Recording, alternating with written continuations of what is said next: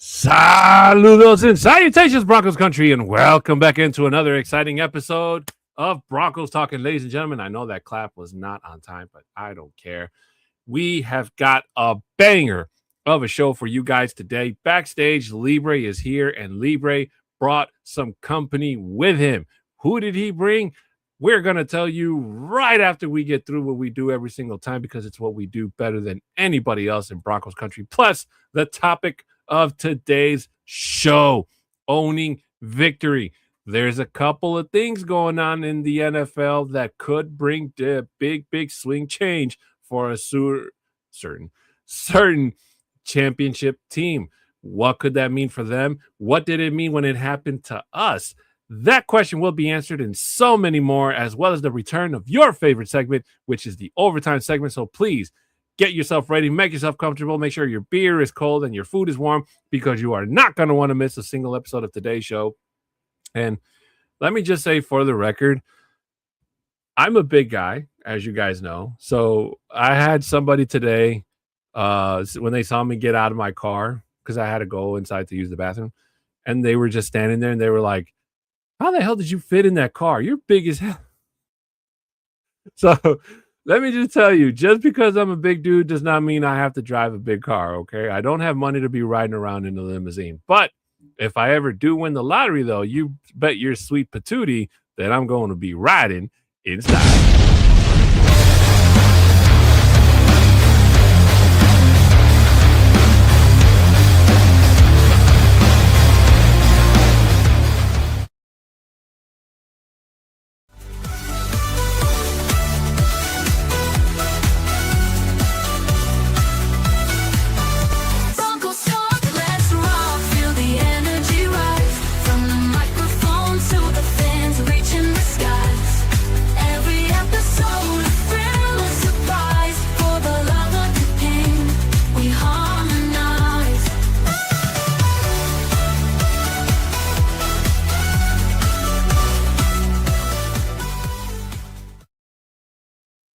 And welcome back in, ladies and gentlemen. My name is Adan Diaz, and joining me to my left or right, depending on which direction you're watching, is my co-host, my best friend, as well as yours, the incredible Bronco Libre. What's happening, Broncos country? You're in for a great show today. And not only that, we have one of the biggest guests out there available in Broncos country. We have the one and only. Who is he? Bronco Tiz. What's happening, Bronco Tiz? Let's go. Round of applause. Hey, look at right as soon as you started the opening segment. Look at that defense. Look at Rich is coming in. Say, LOL, I drive a small Hyundai. And so he has a similar comment that is being made to him that you received. Yeah. You know, it's one of those things that it's like, I don't realize how big of a person I am until somebody points it out to me. It's one of those things, you know. But it's funny. Where's my co-host? So if you're new to the show, in my contract, Johnny makes me open the show, and he says I only get my 30 seconds of fame by myself, and then the rest of the show is just all Bronco Libre. So that's why you never see. That's why you never see him in the opening, because he promised me 30 seconds of me time, and then after that, everybody goes gaga for Libre. Just sometimes. And then my cousin coming in. What's up, Broncos country? What is going? Rich is going Libre. Yeah. Welcome in, ladies and gentlemen. It is going to be an awesome show. But before we get started, just like we do at the start of every single show, there are a couple of things we got to get out of the way before we do today's show. And before we forget, shout out to our TikTok audience. I'm pretty sure Libre's is, I saw it. I saw it at the last second. The TikTok chat is popping. But ladies and gentlemen, please, if this is your first time here, and whether it is or it isn't, the Orange and Blue Network desperately needs your support. So if you could subscribe, share, comment, and like on this and all the other shows that we have here on the network. The beautiful thing is that even after you're caught up with everything we have to offer here in Broncos Talk, there's plenty of content to keep you busy until the following week's episode. So, in case you're all caught up, please hit us up if there's something you hear us talk about that you agree or don't agree with. If you're not able to watch us live, hit up that comment section, and one of us will be right there to answer your comments or questions ASAP. Your support is very, very much appreciated. For our audio listeners, regardless of what platform you're listening us to, 5-star reviews are much appreciated. Also, if you'd like to screenshot us that review to our Twitter handles that you see there at the bottom, we will be more than happy to shout you guys out here live on the show. My name on Twitter is at a 6'10" Mexican. Bronco Libre is at Bronco Libre 5280, and Bronco Tiz is at Bronco Tiz. So it's really easy to remember. You have to have like the memory of a goldfish to forget, honestly. For any business inquiries, my name is Tom. Hi, there you go. My name is Tom. Exactly. For any business inquiries, you can email at broncostalk2020@gmail.com. Ladies and gentlemen, we are sponsored today by Dubby. If you don't know what Dubby is, it's basically got no sugar, no calories, no maltodextrin, no fillers, and no artificial colors. It's basically formulated with nothing but amino acids, B vitamins, and nootropics, which is part of the patented neurofactor, and the caffeine, which is derived directly from the coffee fruit.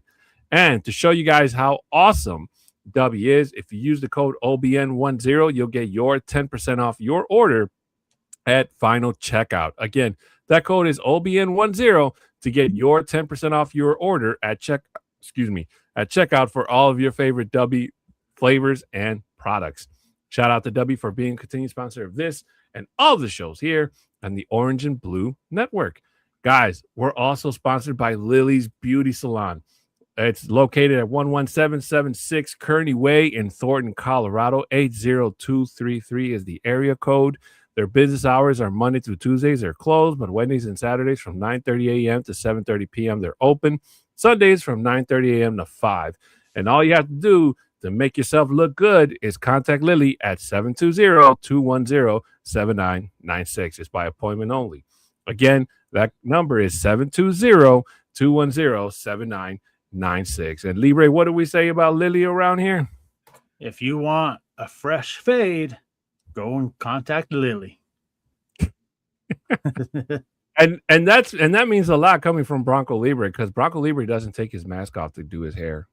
No, I have my mask on. I just roll it up, and she's there lining me up real nice and suavecito. Mm-hmm. And she does, and that's how good she is. She doesn't even need to see; she already knows. She already knows. Shout out to Lily for being a sponsor here for us on the network, guys. Also, we have a giveaway alert. If you didn't know, when Orange and Blue reaches 1,000 subs on YouTube, the guys are going to give away a signed Nick Bonino mini helmet. So all you have to do is, once we reach 1,000, make sure your YouTube page is public. That way they can contact you if you're the winner. If your YouTube page is not made public and it's private, they will not be able to get access to your page and alert you to let you know if you're the winner. Again, when we reach 1,000 subs on YouTube, a signed Nick Bonino helmet could be yours in a random giveaway. So, guys, please make sure you help us get to that goal so we can see who gets that awesome mini helmet. And we're just crossing our fingers that their name isn't Bronco Libre. Also, go ahead. No, go ahead. And finally, we have our show schedule for those of you that are not up to date with what we do or around here. Please keep in mind that all the times that I will state are all in Mountain. Orange and Blue Blitz comes to you every Monday and Friday at 11 a.m. On Mondays at 7, we have the Broncos Bros, because do you even Broncos Bros? Tuesdays at 7:30, we have the flagship show, Nothing Rhymes with Orange and Blue. Wednesdays, just before we go live, we have the Mahai Symposium for those of you that are Rockies, Nuggets, and Broncos fans as well. They got you covered. On Thursdays at 7, we have the Mahai Oukast podcast that comes to you live. And then on Fridays during the regular season, every Friday, we have the Viva Los Broncos podcast, which will be coming to you guys next Friday. Not this Friday, but next Friday, we will air Viva Los Broncos. And then next month, starting training camp, or not training camp, sorry, starting preseason 1, all the way up until the end of the Super Bowl, every single Friday will be Viva Los Broncos every single time. So we can't wait to show and jump back into you guys over there. For the fresh squeeze, for any breaking news and going on in Broncos country, so make sure you hit that live notification button. The Get Buck pregame show comes to you live during the regular season, where the guys come together and talk about everything going into that week's matchup. If you're not able to watch the game yourself, they got you covered with the play-by-play with the Bucking booth. And then for the post-game show is the Buck Your Feelings, where the guys come back and talk about everything that happened in that week's matchup and then look forward into the following week's matchup. I want to go home. It's about time you finish it up. Wow. I know. Are you tired already? I am exhausted, man. I'm falling asleep here. I'm about to start That's what I thought too. I thought it was only me. I'm glad it's not. No, I struggle to keep my eyes open. And then we have my cousin here.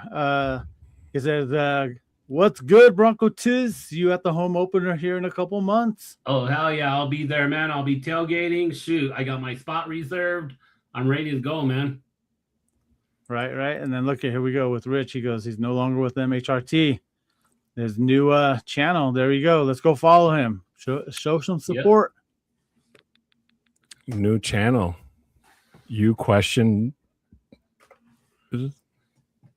What is it? Like TOUOUESCNT or touchdown? That's got to be Canadian. A? I'm surprised there's not an A at the end. And then, but look, here he goes. Only Spanish he knows is how to order 5 beers. You know what? you have another one that you can get tequila. Una más tequila, por favor. That's all you need. And carne asada. There you go for tacos. And then it's our boy, Tim Dog. What's happening, Vato Loco? Good to see you. And then look at my boo-boo. How you doing, boo-boo? And then Yaya. How you doing, Yaya? How you doing, girls? Thank you for joining the live. Hi. There's a Don trying to wave to you, but his hand is disappearing in his green screen.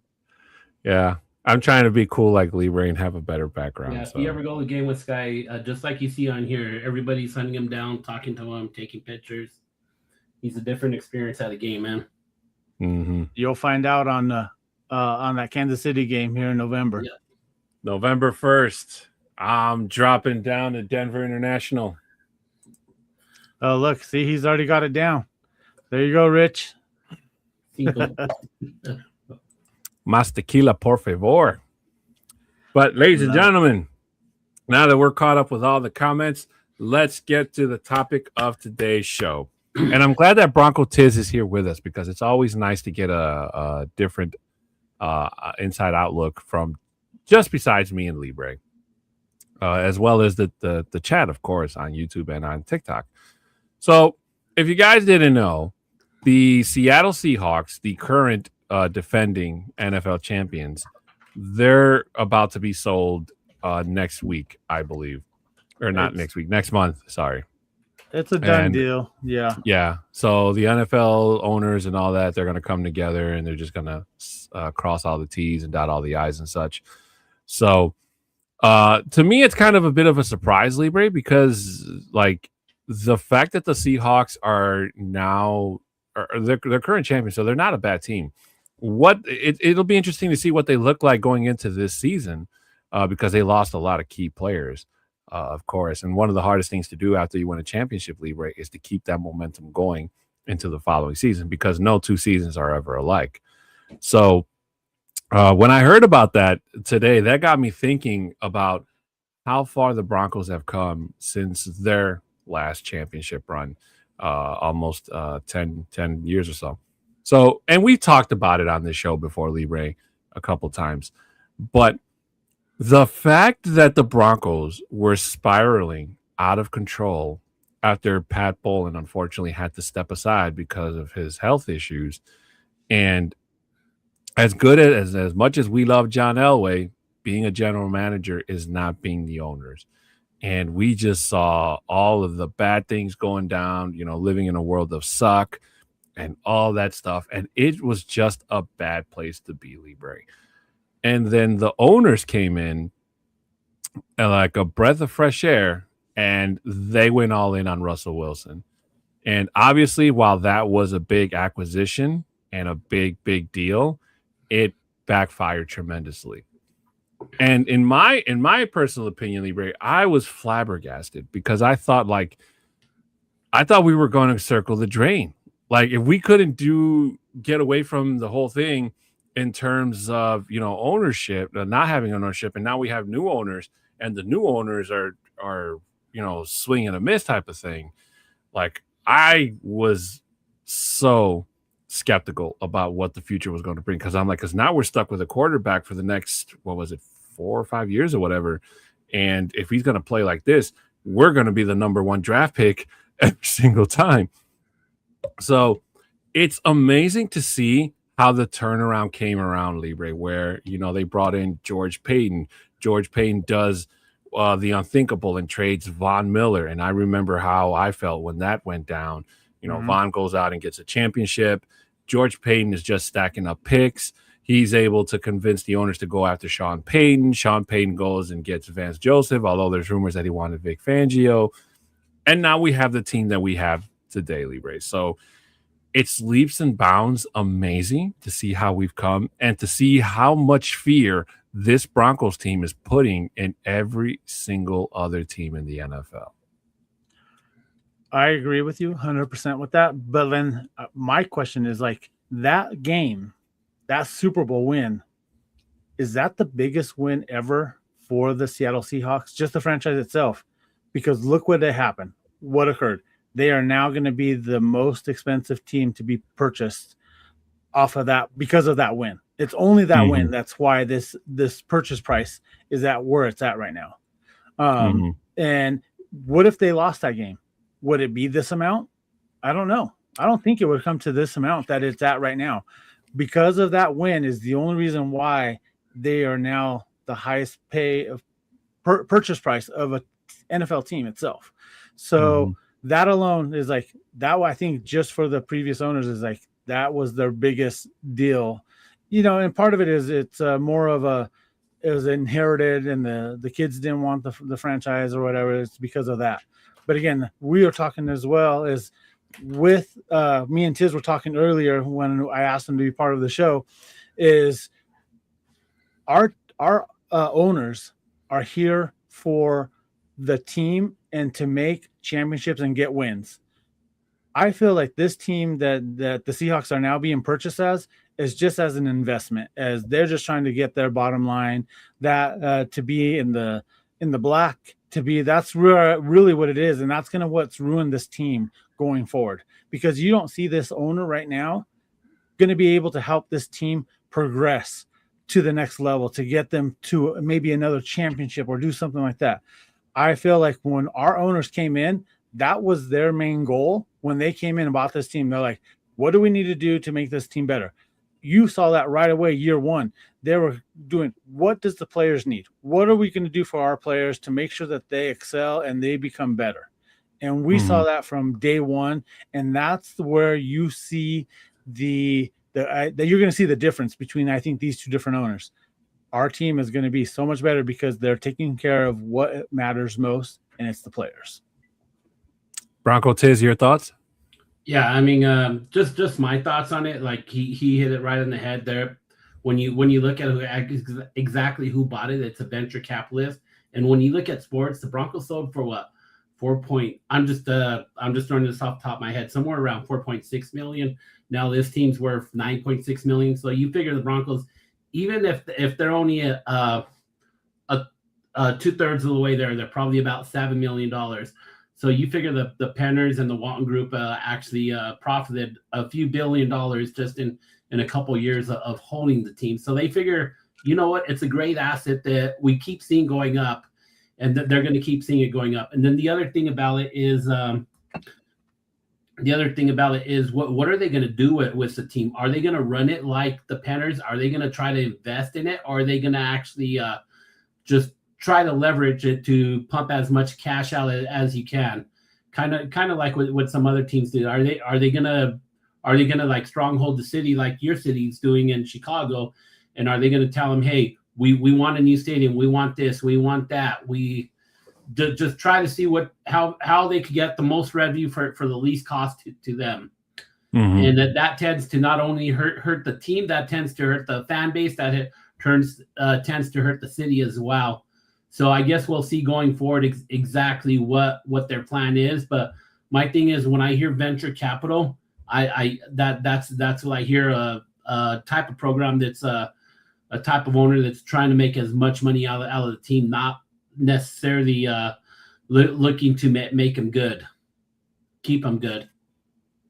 Yeah, if I was the Seahawks fans, I would be worried about this sale, to be honest with you, just for the simple fact that new ownership, while if a team is bad, the only thing that can happen is it can go the opposite way, which is good. But bringing in somebody new is not always a good thing, and they can really, really mess up the landscape for the Seahawks for many years to come, guys. And it's something that a lot of people are not really taking seriously, or even thinking about it in most cases. And they really need to be, because you cannot overlook something like this, especially for the Seahawks that are already in a tough division. They got to play the Rams. They got to play the 49ers, who are always give them a tough out. The Cardinals, they got so many issues besides ownership that they would have to be starting from the down, from all the way down, all the way up. But I think that should they be able to kind of figure things out and basically go in there and plant their foot and let them know, like, hey, this is what's going to happen. Maybe these things will change. Maybe these things won't. Who knows? It's going to be a whole different ball game for Seattle. And the pressure's on them this season as defending champions for them to go out there and set the example. Now, to Libre's point about this past Super Bowl, the New England Patriots were the worst team to represent the AFC. And I will die on that hill. You send Bo Nix and that Broncos team out there, even if the Broncos don't win, they go out there and put a much better hell of a show out there. It was embarrassing. The Patriots were just underplayed from the moment they took the field, and they're lucky that the Seahawks did not do any more damage than they did. But that game was so one-sided, it was really sad to see. Yeah, that game was completely under control by the Seahawks by the third quarter, man. Yep. Mm-hmm. So, Rich, just so you're aware, there's no worry to be concerned. If you happen to see me talking, I mute myself because I'm talking to my TikTok audience right now as well. So if you see it, no need to be concerned, okay? So just so that we're all on the same page right now. Libre has his own people. He has Bronco Libre Nation. That's right. And we're saying that, like, we do set up one of the best tailgates out there in Lot C. Oh, hell yeah. And the only Bronco Tiz has set up a website that has everything to help us and to help contribute to the tailgates itself. So if you go to BroncoLibreTailgates.com, you're able to register, get in there. Our biggest one of the year is always the first one of the year, which is going to be the Jaguars this year. So if we're going to have a huge party, there's 100+ people that are coming up from Mexico for that game.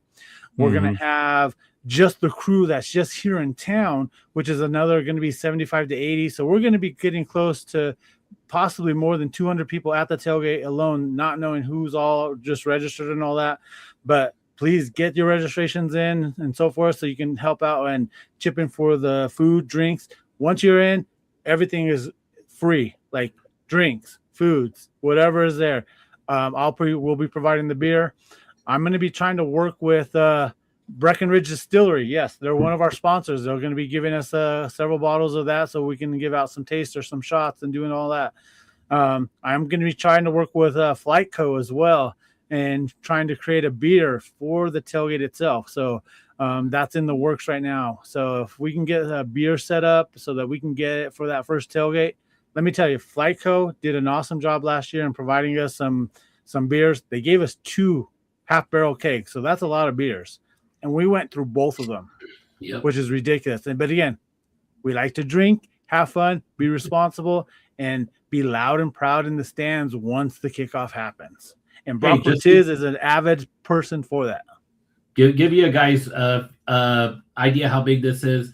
Not only that we have Cody Latimer, and they're a good friend, a close friend of Bronco Libre, but we also had a Damari Leach one year over there. Not last year, but the year before.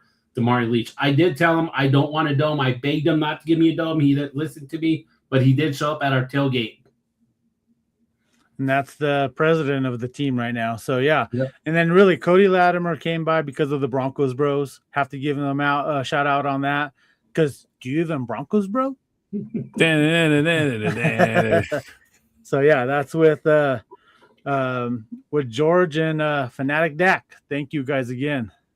Lot C10. And look at this. Richard says, we're not crazy. Yes, we are.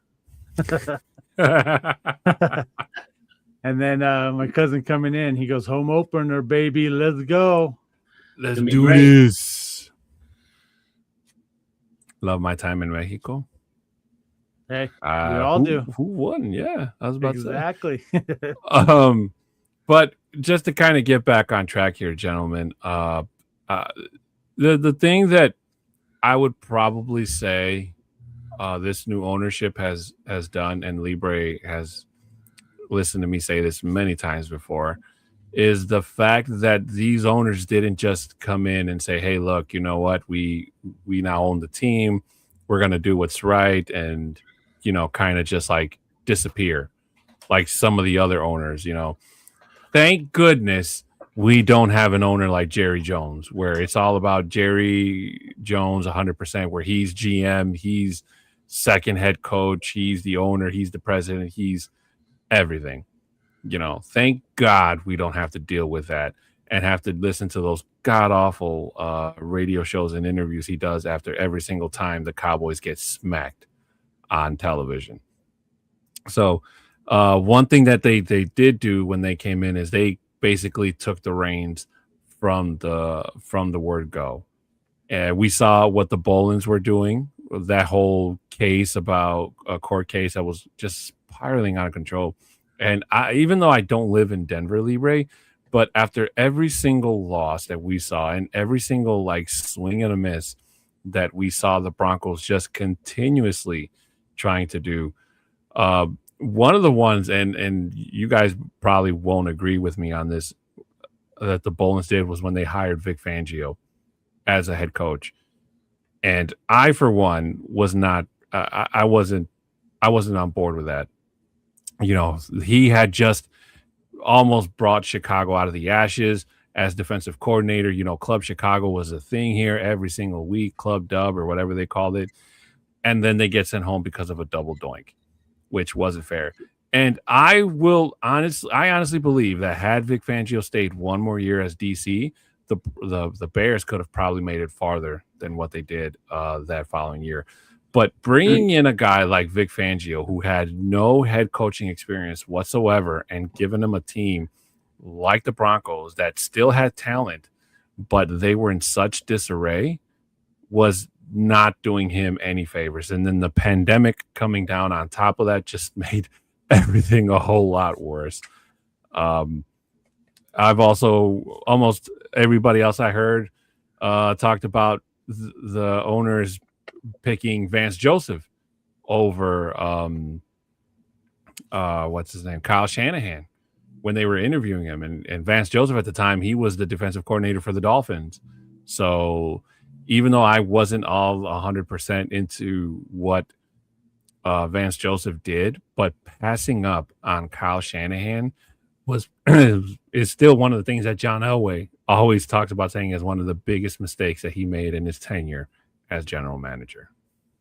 Tiz, take over here. Go ahead and take on after that.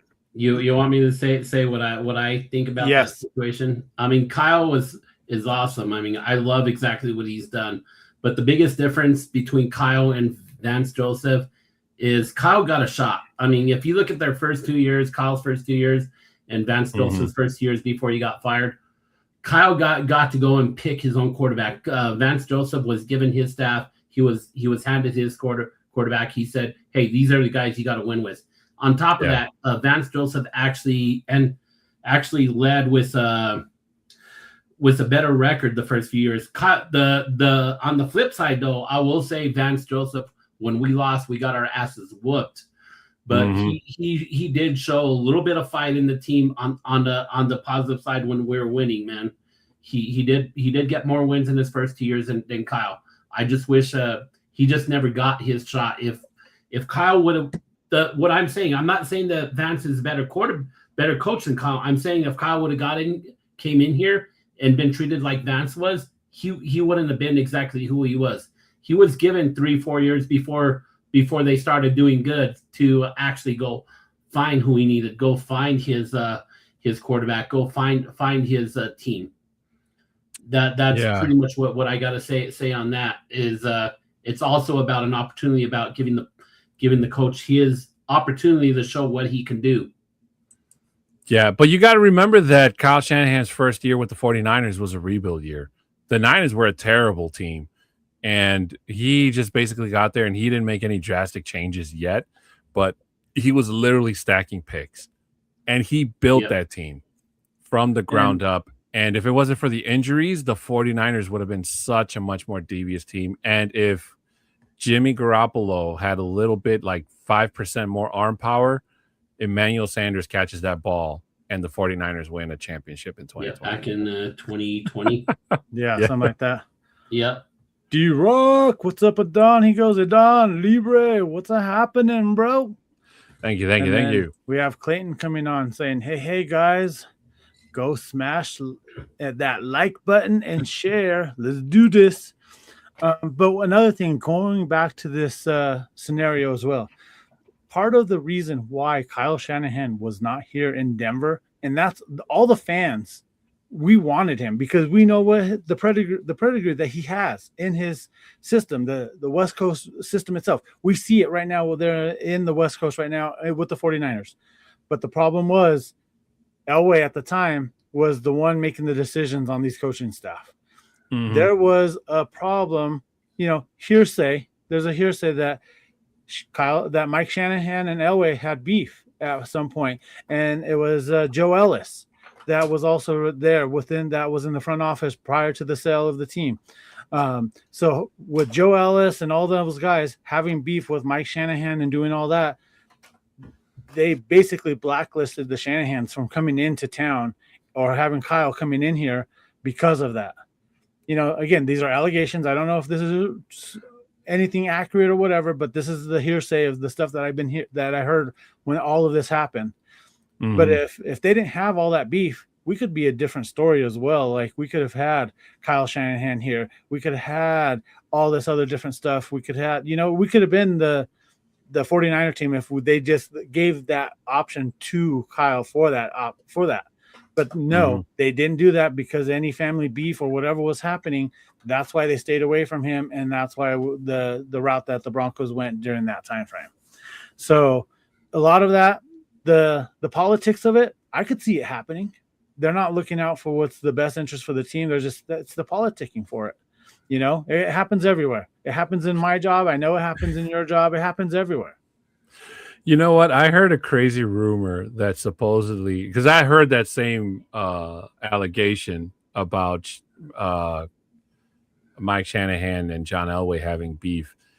I supposedly heard that started because if you guys remember, in 1998, the Broncos changed their uniforms. They went from what they've been for years, to this.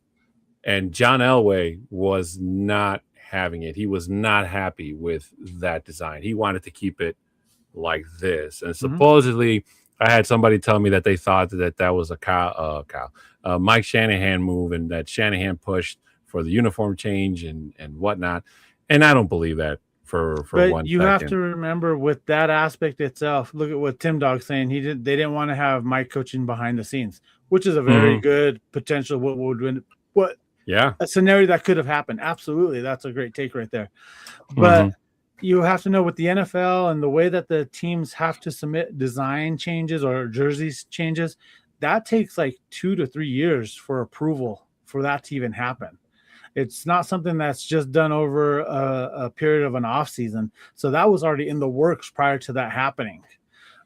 So could have been like Shanahan talking with Pat Bowlen, because at the time Pat Bowlen was good and well during all of that time frame. You know, he was the owner, he was involved, he did that. He's the one that had to approve all of that. It's like, yep, let's go ahead and do that. If we're talking about the 2015 season when he had to step where he had to step down and be away from the team, that's a whole different story. Pat Bowlen was there, he was on board for all the change. But again, I feel like even though we had our best season maybe in 96 when we lost to Jacksonville during that playoffs, but I feel like that change not only changed just the whole culture of the team itself, it was just like, all right, now we've revamped, we re-imaged our branding itself, and it was like a whole new team. And guess what? They won back-to-back championships to start off in those jerseys. So, you know, it's type of a legacy part of it now, you know, because they've won 2 championships, now 3, you know, to think about it. So, but to start it off, you won the 2 back-to-back right away when you changed jerseys. Bronco Tiz, your thoughts? Yeah, and then I'm going to go off of that changing the jerseys in 96, 97. Actually, I don't know if you guys remember this. I'm not sure who was around in Denver at the time, but I particularly remember them having a big old tent outside the stadium. I remember going and picking up a bunch of old school merchandise. I got a jacket. I still have it in my closet. I bought in 1996 after the season. I got dirt cheap because they're trying to get rid of all the Bronco merchandise. So I got me some really good Bronco merchandise for like dirt cheap, like a big heavy jacket, sideline type jacket. I got it for like $20 at the time.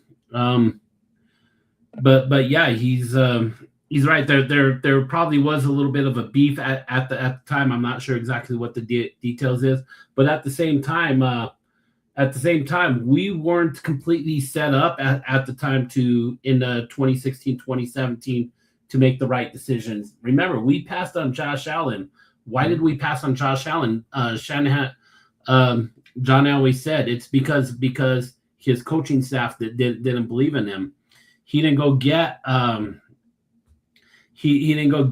Shanahan probably because of that little bit of a beef that he had, and it might have actually went into not Xander's, but who was the one that was running the team at the time when we had that 3-man panel that was running the team. It was Joe Ellis, John Elway, and one of the Bolins. Yeah. It was the sister. No, it was the daughter. Wasn't it the daughter? Or the daughter. One of them. She was supposed to. It was Beth. I think it was Beth. Yeah, but we had like 3 people trying to run the team, and difference of opinion throughout them. So it was kind of tough to make the right decisions when you don't have somebody like right now. Penner is the guy that's in charge of the team, and we know it. We got the rest of the owner says we know Rob Walton's the big money guy, but Penner's the guy that's running it, that's going to make the final decision on everything. We didn't have that back then. We had like an ownership group that was running it for the trust. We didn't have a single owner, and I think that's kind of what we need. No, and look at Rich said it best earlier. He goes, Elway the GM sucks some balls. Yeah. Elway the QB, all-time great. You're right. Yeah. And again, even though like some of these guys that do know football that are on the field, know it on the field. Knowing the business of football is a whole different story. Yep. Let's see if he could talk about Elway with on how he drafts quarterbacks without saying tall. Well, picking your son's best friend in college. I'm just saying. Yep. You know, the only thing I hate about this picture, Libre, is that when I started watching the Broncos, they started using this uniform. I never got to see in person. I'm not talking about videos of old. John Elway or Shannon Sharp or any of those guys play in these uniforms. When I started watching, they were in this. I had no idea that this was their first time using their uniforms until I started, doing some digging, and I asked my best friend's dad at the time because he was a big football buff, and he was the one that told me like, oh no, they just started using these uniforms, like the D ones. Those are like they're gone, they're extinct, they're not going to use them anymore. And I was like, but it's cool, it's like kind of nostalgic. So I wish that we got a better explanation as to why John Elway never felt he enjoyed the uniforms, or maybe it's because it was one of those things like, he's been wearing the same thing for years. But unfortunately, things change, and teams do change over time as well. But thankfully, it wasn't one of those things where, he made a big fuss and was like, well, if you don't go back to the old ones, I'm not going to play type of thing. I'll just retire. Yeah. Because that would have been terrible for the Broncos to have to sit there and like, really, are we disputing over over uniform changes? And now in present day Libre, when they do it's part of they don't do the color rush anymore, but they do like the retro look logo, like the one where they had Patrick Surtain wearing it. Oh, he looked amazing in the old school colors. Let me tell you, you have to come to a game when they're wearing the throwback jerseys. The throwbacks. Let me tell you, I got to. It is phenomenal. And I don't. Let me tell you, I was on the 50-yard line behind the Dallas Cowboys when they were wearing this.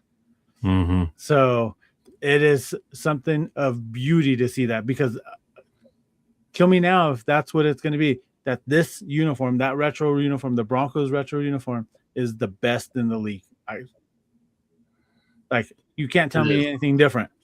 And then we have Tim Dog telling us that Joe Ellis didn't have to answer to anyone for a while, and that's true. No, going back to that's actually true. Yeah. That was true, because he thought he was the owner during that time frame, just because he was given the power by Pat Bowlen when he had to step down.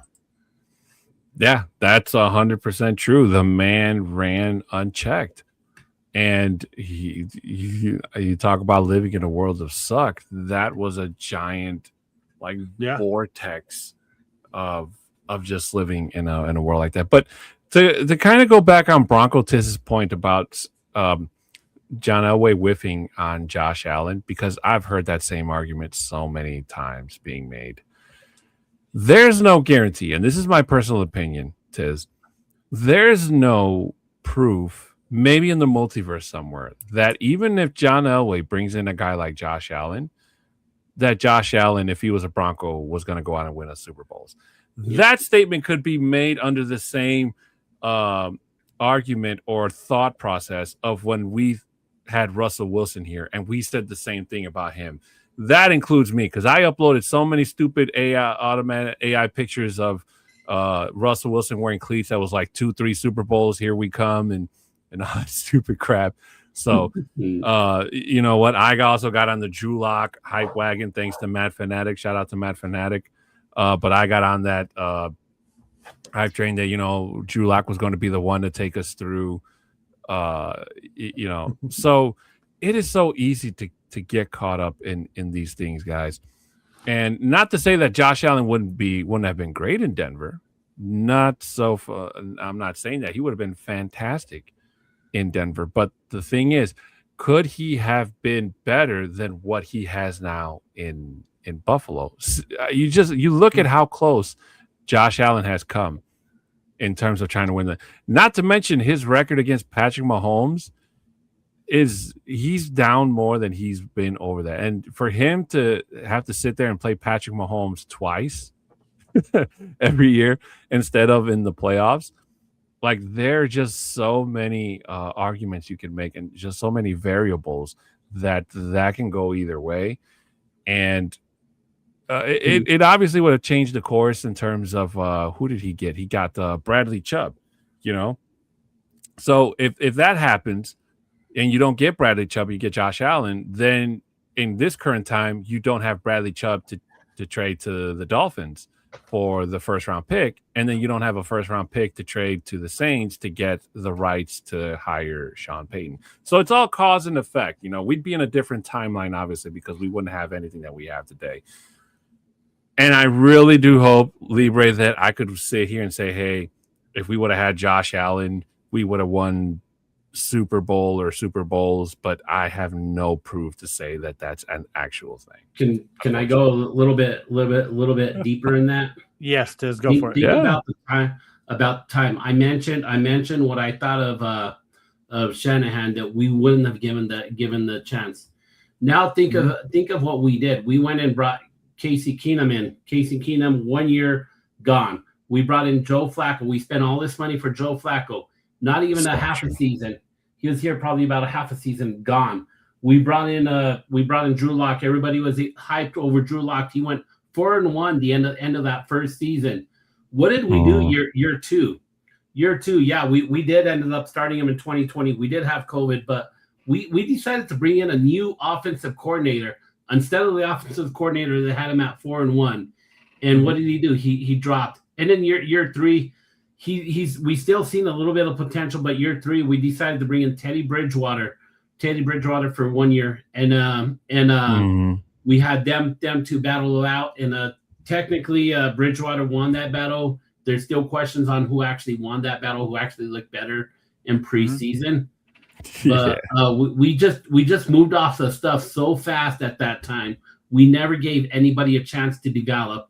And I just asked, would we have given Josh Allen a chance to develop, or would we have moved on so fast on him?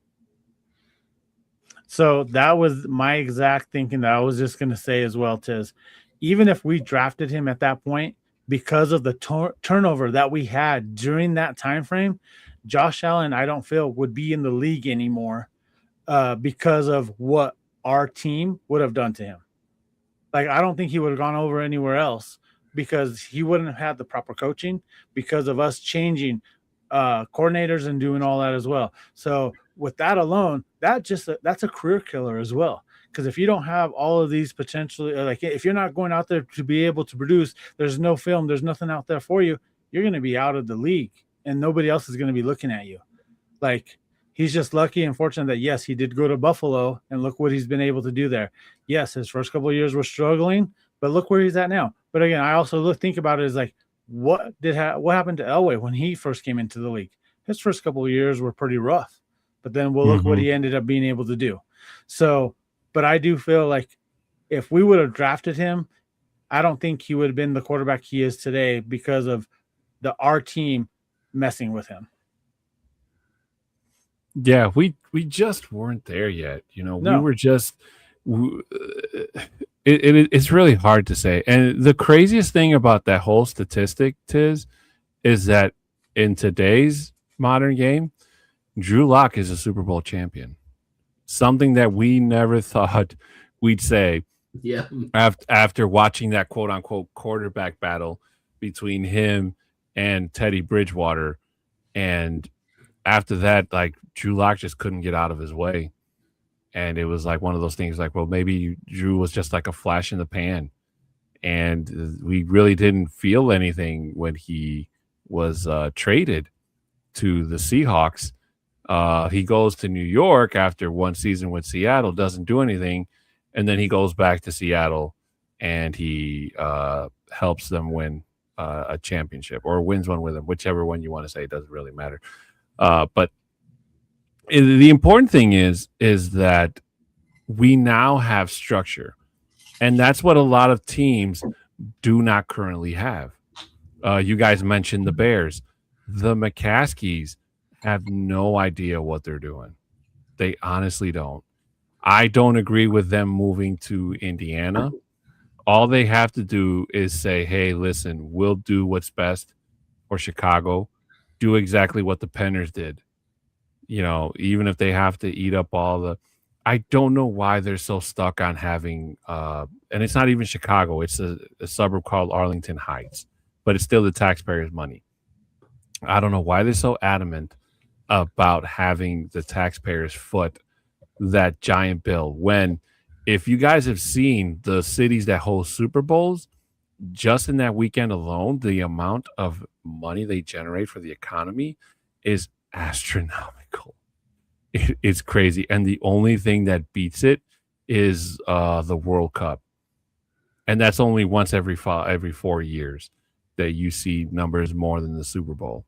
So the fact that Chicago is just like playing cat and mouse with the city of Chicago and Arlington Heights and Indiana and whatnot, like it is just they're just dragging all the Bears fans through the mud is what they're doing, to be honest with you. And hopefully it changes because it doesn't need to happen. Like the Bears fans here, they're so loyal. They're diehards. If they built the stadium in the middle of Lake Michigan, you bet your ass they're all going to buy boats and sail over there every year. That's just how they are. You know, and what's the worst thing about it is that the owners, they're holding the team like and their fans by the huevos because they're how well they've done these last year or two now that they've had Caleb Williams there. So because of that, they're just trying to just pull out as much as they can or try to put so much pressure within the city itself because of this little success that they currently have. They're like, let's go all or nothing, you know? So I think that in the long run is going to hurt them themselves because that's not what you do. Tiz, your thoughts? My thoughts on the Bears. One thing that's interesting, I actually seen this post and I looked it up a little earlier today, but that Bears ownership, believe it or not, is the longest term ownership in the NFL. They bought the team in 1920 for George Halas bought the team in 1920 for. Can you guys guess how much they bought the team for? I'm gonna say for in that time frame, probably 50,000. Not even close. $100. $100. You got it right on the dot. No way. That's crazy. That's what they bought the team for. They've held on to at that time, but at the same time, it's not the same people. We know family. It passes on through family or whatever, and it keeps continually pass on. And we know, like we seen with Pat Bowlen and his family. They're not the same as Pat Bowlen was. The family that's taking over right now is not the same as George Halas was, as the family that originally bought it was. And this family is more, the people that own it right now is more about what can we make, what can we do with it, as to back them, they're about the whole sport. Yeah. I wholeheartedly agree. And there are a couple other teams around the league that their coaching, or their owners, I should say, are not doing absolutely anything with their teams. They keep making all the wrong mistakes. They keep bringing in all the wrong people, whether it's head coaches, anything under the head coach, during free agency. Mark Davis. Spending. Yeah. I was thinking New York Jets, but Vegas definitely is up there. Just bringing in all the wrong people, spending all this money on players that they have no business spending that much money on, and then just, like a paper bag over the head during the regular season when you see those players flop. And how you mentioned Las Vegas. I still laugh at them when they drafted Geno Smith and Pete, what's his name? I can't think of his name. But and I remember like the threats I was getting from the Raiders fans, like, oh man, you're in for it now. Geno's gonna come and light up the NFL, AFC West, Pete Carroll. Yeah, and Pete Carroll's gonna help take us all the way. And I mean, if you look at that crapshoot, and I have not laughed so hard in a long, long time, Bronco Tiz, but for that, I was laughing my ass off. Yeah. Yeah, when you bring the Jets, I always think of one thing: Jerry Jeudy's Madden rating. But if you rated him on his route running ability, he was top tier. Yeah, those cuts and those cuts. I'm telling you, that route tree, he was doing it the best out there in the world.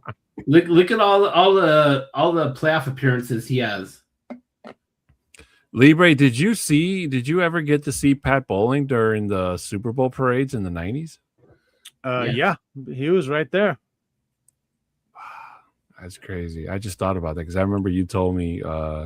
For the last one, your office is right there along the way. But since you're a season ticket holder, it's gonna be it'll be there for the next one anyway. But that picture of Pat Bolin, whenever I hear his name, the one that always comes to my mind is the one with the sunglasses where he's wearing the fur coat. Like that's like the most coolest like boss picture I can think of. Yeah, honestly. Is that and the I'm one not just where saying he went down to the field at like the 2-minute warning for the Browns game? yes, it was the Browns game. Yeah. Yeah. I actually got a great story about that game. My brother just he just hated everything I loved. He said, "Oh, the Broncos are going to lose it. Oh, they've already packed their bags. They're ready to go home." and then he said, "Oh, the Browns just decided to stop playing the game. That's the only reason they won." Either way, the Broncos still won. Yep, they sure did. Won. We went to the Super Bowl. We won the first half. Forget the second half, and forget quarters 1, 3, and 4 in the next Super Bowl. But yeah, we still won the first half of the Super Bowl. Now that I think about it, Bronco Libre's met everybody. I think he's met all the cheerleaders. I know he's met Miles on a couple of occasions. I was supposed to meet Miles 10 years ago. Him and the cheerleaders were supposed to come and hang out with us at a bar in Chicago, and me and my dad went. And when we get there, the bartender is like, they got snowed in Denver, so they're not going to be here for the meetup, but they'll be here tomorrow for the game. And I'm like, well, that's freaking great. I don't have money to go to the game tomorrow to see them play the Bears. That sucks. So I never got to meet Miles. I was robbed. Well, if you don't know Bronco Libre, he knows how to get in the games. I know he does. I can't. No. I can't wait to see how much his star power carries us on November 1st. But let me tell you, I've gotten into the stadium without having a ticket to the game. Well, Bronco Libre, you've been on the field, right? When you were holding the flag? Yeah, but I'm just talking about like not having an actual ticket to get into the game. I still got into the game. Dallas. The Pittsburgh game here in Denver. So a couple years ago in Dallas. So 4 years ago we were in Dallas. There was a group of us that all went to Dallas, and I don't know if I told the story, but what I did is I was like, man, I'm gonna wait to buy my ticket the day of the game or whatever. And in Dallas, they sell standing room only tickets. Even those tickets for the Bronco game. The tickets itself were like still $350. And I was like, man, I don't want to shell out $350 for a standing room only ticket. But I was like, let me wait for closer and closer to kickoff or right before we go into the stadium.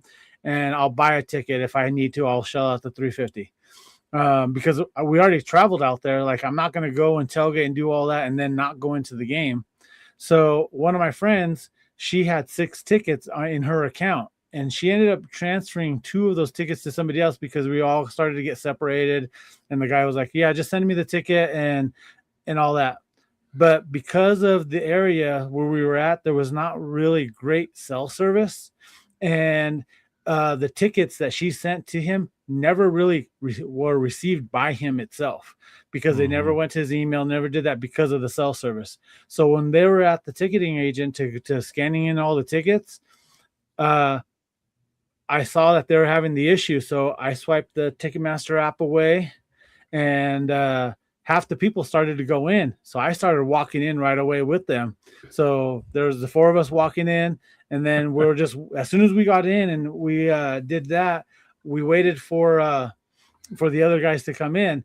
One of my other buddies, he comes up running to me, he goes, Libre, did you just really walk in not paying for or not even having a ticket? I go, bro. That's what Libre does, that's what he does. And it was like the best thing ever because then I was able to then get on one of the end zones, I went to standing room only. Who's going to check your ticket for standing room only, right? Because you're just standing there and whatever. So by halftime, the Broncos were supposed to go in there and get their asses beat because the Cowboys were good at that time.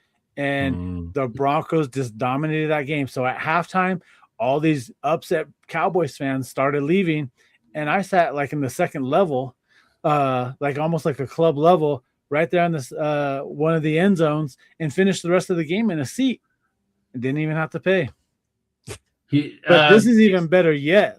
There was this one year, Tiz had a ticket. This is when they still gave us actual physical tickets. Yep. And all that.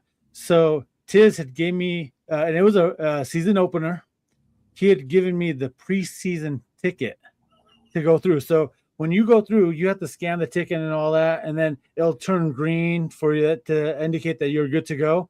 So, and at the time, like right now, they have it a lot more tighter so that it's harder to get inside the stadium without getting the ticket. But prior to all of that, like you were just like packed in like sardines and you're just trying to scan. They're just trying to scan everyone.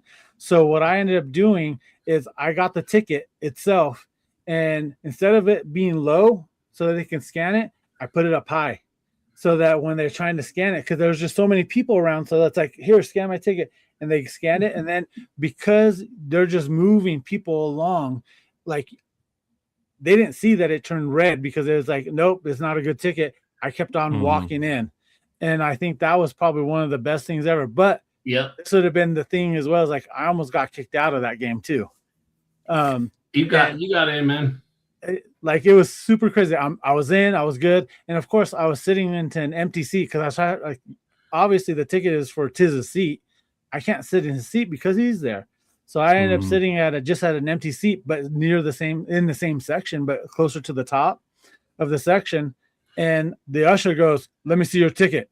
Let me see your ticket." I go, "I don't need to show you my ticket. This is where I'm at." And he kept on saying, "Let me see your ticket or we're going to have security over here." I go, "Go ahead, get security." Then 2 Denver PD cops come up and they go, "Give me your ticket. Like, give me the ticket." And then, of course, the guest relationship guy kept on saying, "If we're asking for a ticket, we're trying to verify, blah, blah, blah. Just give me an earful." But in the back, I can hear the 2 cops saying, "Yeah, his seat is in this section. It's down below and whatever." And he goes, "Hey," the cops go to your seat. Don't move. If you move, we're kicking you out. And they didn't realize when they looked at the ticket that it was for the previous game ticket. They just went and looked at the section number and see where it was at. And I thought like, oh my God, I'm getting kicked out. I'm going to jail. I'm whatever. But then when that happened, I was like, whew. So I don't know what happened, but I think I did find a seat lower down where nobody was sitting, and I stayed there for the rest of the day. You sat in the aisle right next to us. Yeah. It was crazy. But yeah, what a crazy thing to think about. Debuted in orange and blue in that game. If I could just cut you off for 1 second, guys, we have to. It's end of regulation, so we got to get into some overtime. Let's go.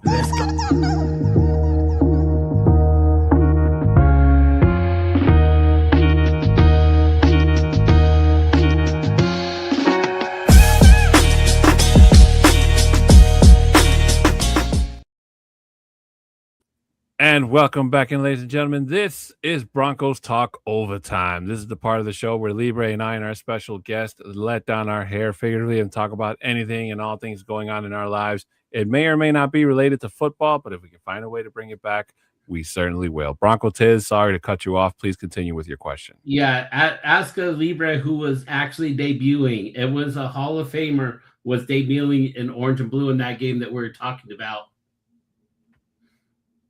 Remember? Who was it, Libre? Sunday Night Football?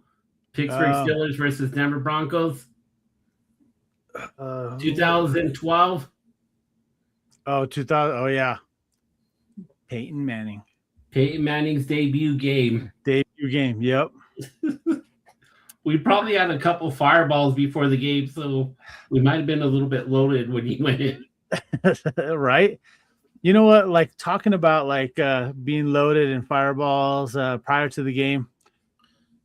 One of the stories that I still have a vivid memory of, and I know that we were wasted off of it. Me and Tiz started off the tailgate. We were there. Like if you're ever going to come to our tailgates, you're going to see Bronco Libre and Bronco Tiz like being one of the first ones in line, getting ready to go. But this in particular tailgate that I'm talking about it's later in the season because it's starting to snow. Tiz says, "Hey, I'm gonna stop at 7-Eleven," and so he stops at 7-Eleven. He gets, it's already cold out there, but he gets a sour apple slushy, Slurpee. And I'm like, sour apple Slurpee? Like what? We can't see that because of your green screen. There you It's go. this big gulp right there. So he ends up getting this large sour apple Slurpee, and then we had a bottle of Jaeger. So let me tell you, like when we put the bottle of Jaeger inside of the Slurpee itself, you think that those two, not a great mix, right? But let me tell you, that was probably one of the best drinks that we've had. And because of the snow, it was snowing, and we tailgate right up against the hill. What do you think we were doing all day during tailgate? We were sledding down the hill. Yep. And if you think that it was good at the beginning because we were drunk, it was good at the beginning before we started drinking. Yep. Jaeger and sour apple Slurpee is the best drink out there. Go and try it. Like, it sounds disgusting just because of the different the combinations that you think about it. But let me tell you, that is one of the best drinks that you will ever have. Find a chemist and they'll agree with us. Yeah. Yeah. Well, I don't have a story as cool as that one, but I would like to reiterate on the story in which I usually do when I tell at the beginning of the show. So basically, I had to use the bathroom. So I was in downtown Chicago, and like I told Bronco Tiz before the start of the show, it's hot as hell down here. It was like 98, probably heat index of like over 100 degrees. So, and a lot of the gas stations downtown, especially in Chicago, they're really picky. They're watching you from the moment you pull in. And when I pulled in, I pulled up next to a gas pump. And I had this security guard like kind of walk up to my car, and he goes like this. He's telling me to roll down my window, and I roll it down, and he's like, "Are you going to pump gas?" And I'm like, "No, I'm just going to run and use the bathroom real quick." He's like, "Oh, then go park over there by one of those. You know how they have spaces next to the gas station?" He's like, "Go park over there. Don't hog the pump." I'm like, but he said it kind of sternly, like, "Hey, park over there. Don't hog the pump." I'm like, "All right, bro, I got you." So I drive around, park in the spot. He's standing there watching me the whole time. He sees me get out of my car. And I start walking in. And I didn't realize he comes up to me and he's like, "Sir, like, I want to apologize for the way I talked to you. I had no idea your ass was that damn big getting out of that little ass car." Like, I was surprised you didn't come out here and, folding my ass like a prince. Like, he had me laughing. And I was like, "Hey, man, it's okay. It's cool. Like, I get it. You're just doing your job." He's like, "Damn, bro, like, how tall are you?" I'm like, "I'm 6'10". Get the fuck out of here. Like, I was like, "Yeah, man, like, it's cool. Don't worry about it. It ain't nothing." And so I used the bathroom, and then on my way out, I'm like, "You have a nice day." And he's like, "Buy yourself a bigger car." I can't afford it. I thought it was hilarious. Like, I'm telling you, that guy had me cracking up, Libre. It was funny. That is hilarious.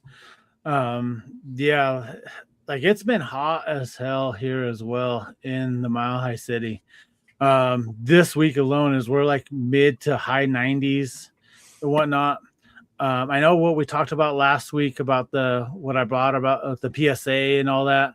The news article just with our local media finally put something out about that story that I was telling you guys about it. So the grandpa was arrested and charged with child abuse. So, and me prior to me leaving the scene and all that, they were still talking to him. And I said right away, I said, "Look, he's going to get arrested. There's something that's going to happen with him." And I've been searching and doing all that the next couple of days after that had happened last week. I didn't see anything until we saw it come out earlier today. And right away, as soon as I saw it, I had to send it to Adon because we talked about it last week. But again, still here in the Denver Mile High City, in Chicago, wherever it is, if it's hot out there, please do not leave your kids, animals, anybody in a locked car with the windows up. it's right away. It's going to go and heat up inside the car. They said in the article itself that the temperatures inside the car may have exceeded more than 150 degrees inside of that car. This child was only 7 years old. Like, what would have happened? Like, luckily, there was nothing that happened to her besides a little couple of cuts on her hand, but that's about it. But please, if you're going to go into the store, I don't care if you say you're only going to go in there for a couple minutes. That's long enough to make permanent damage to these kids or animals or whatever the case may be. So please just take them in with you. It's not an inconvenience. It's like, if you're thinking that it's a big inconvenience to take them inside the store with you, don't take them with you. Just leave them at the house. 150 degrees. I cook my steaks to 130 degrees, man. That's right? 20 degrees higher than I cook my ribeyes.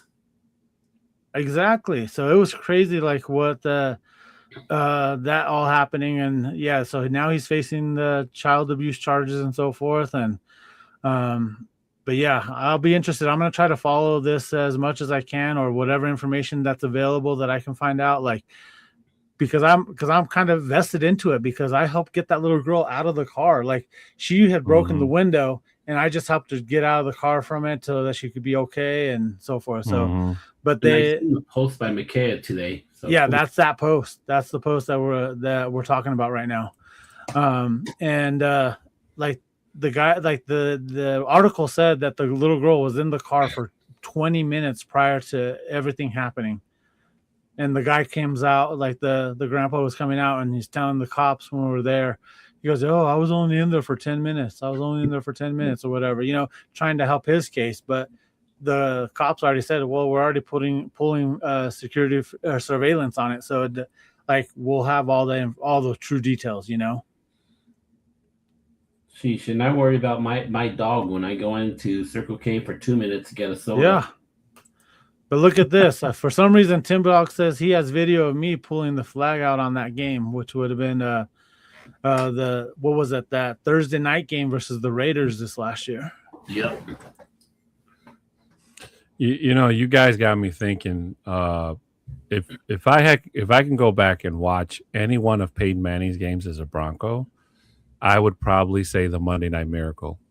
That is probably the most watched video I watch, because as much as I don't believe it, like, I saw it on TV when it happened, and I actually won a bet off of that, because I had bet, I think it was a friend of mine, because he was like, "Oh yeah, Peyton Manning's going to come to Denver, and he's going to, crap the bed. That's why they didn't want him in Indianapolis." Woo woo. And for that first half, I was getting ready to pony up, and then it happened, and it was fantastic. You could not execute or call a game better than what you saw. The highlights do it no justice when I tell you. When you see Peyton Manning in the huddle making audibles, and then making audibles of those audibles, and then making audibles of those audibles of those audibles in like 30 seconds. God. So one thing about that game is that me and Tiz didn't even watch that live, like in person, because it was in San Diego. Yeah. One thing that we did get to see is when he broke the all-time passing touchdowns, 7 of them at that time, versus the Ravens. Oh yeah, because the home opener got moved to Denver because Baltimore had bad weather. Hey, one asterisk. Every time Baltimore's won the Super Bowl, the home opener's been in Denver. 2001, because we were opening our new stadium, we got the home opener.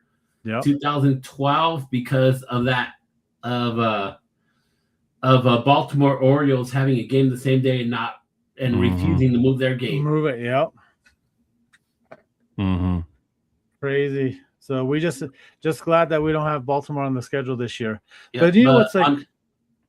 On that game, I remember too, because I remember I worked for Kmart. I lived in Farmington, New Mexico at that year. I was getting ready to move back to Colorado in 2012, but I lived in Farmington, New Mexico. And I remember actually that season, I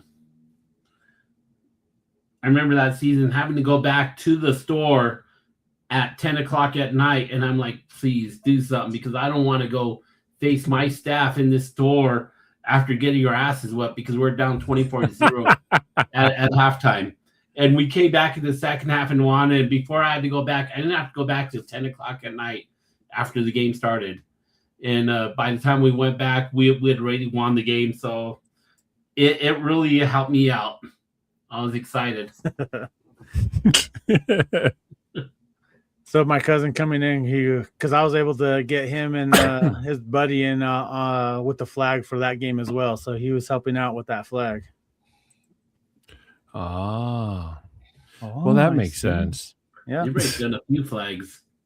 Oh yeah, I've done a lot, like especially right after the Super Bowl. After the Super Bowl year, the 2016, a preseason game, we were playing the 49ers. Yeah. But at that time, the way that they set it up, it was so different from what they're doing now with the flag, because that was just a big flag. Now they have the state flag and the American flag, but they're so much smaller now as well. And he even got to be a chicken nugget. Yep. It was more of a hash brown, but yeah. Oh, hash brown. Okay. It was the breakfast. That's when we did breakfast burritos. Yep. Yeah, I was gonna send Libre the video that I recorded myself the very first time I walked down. I was walking into Empower Field. I think it was 2018. It was Demaryius Thomas's first game as a Texan after he got traded. That was the very first game that after we traded him too. Yeah, that was my very first game in Denver, and like when people ask me like how Denver is like, walk into that stadium who have never been there, I'm like, if there's anything you do in your life at least once every year, if you're not lucky like Bronco Libre that gets to do it every home game, go once, at least once. Because and the best part about it was I sat all the way in the bleachers next to a guy with a giant cowbell, and that didn't bother me. I took the weather for granted, and I didn't bring my soda. I left it in the rental car we had, but I didn't care. But I had like the best time I'd ever had at a football game at that point. Like the whole stands, you could feel them shaking, even though the Broncos didn't win that game because Brandon McManus couldn't kick a stupid field goal. But it was just like incredible. So, and I still get that feeling every time I walk up to that stadium, whether I'm walking through the south gate, through the north gate, through it doesn't matter. Like I still get those chills, like those goosebumps in my body of like, I'm about to walk into Empower Field and I'm going to see my favorite football team in person. And it's still kind of weird to me how everybody just stands around during commercial breaks. That I can't seem to get over that, Libre. I don't know how the hell you do it, but it's still weird to see in person.